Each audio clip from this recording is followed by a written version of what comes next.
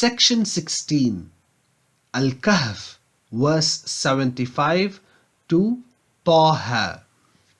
The section continues with the great stories of Suratul Kahf by narrating to us the adventures of Dhul Qarnayn, the righteous king who had mastery over the whole earth, telling us about his exploits as he traveled to the furthermost western parts of the earth and then to the furthermost eastern parts of the earth, bringing the nations there under the authority of divine law.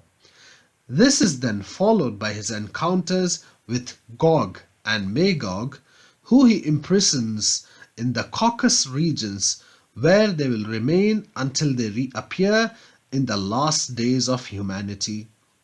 Then comes Surah Maryam. The surah begins with the miraculous birth of Yahya alayhi salam, which then leads on to the even more miraculous birth of Isa alayhi salam. However, in spite of his miraculous birth, he was not divine, just as Yahya alayhi salam was not. Then we have the discourse that took place between Ibrahim and his father, and how Ibrahim alayhi salam stood firm against idol worship. This is then followed by Allah's praise of a number of prophets that included Ishaq, Yaqub, Musa, Haroon, Ismail, Idris, and Nuh alayhimus salam. They were one community, all calling to the same belief. This is then followed by vivid descriptions of hellfire, in particular mention that all must cross the bridge of hellfire, and harsh warnings against the deniers of prophets. The surah ends with even more severe warnings against those who falsely attribute offspring to Allah.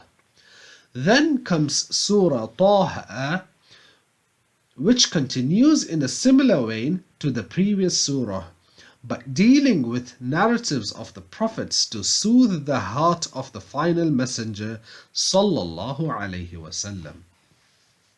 A large part of the surah is devoted to the struggles of Musa alayhi salam against Pharaoh. It starts with Musa alayhi salam being appointed as a prophet, after which he and his brother Haroon alayhi salam are sent to the Pharaoh.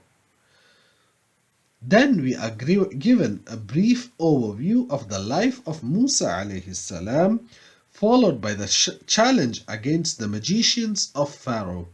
Then follows the salvation of the children of Israel, and this part of the surah ends with the rejection of some of Musa's own people who created a golden calf to worship under the guidance of Samiri. Then we have some words describing the terrifying scenes of the Day of Judgment. The surah closes by briefly speaking of the struggle between Adam alayhi salam and Satan, and gives some closing advice to the final messenger sallallahu alaihi wasallam to patiently bear all the harm that comes his way until the divine victory comes.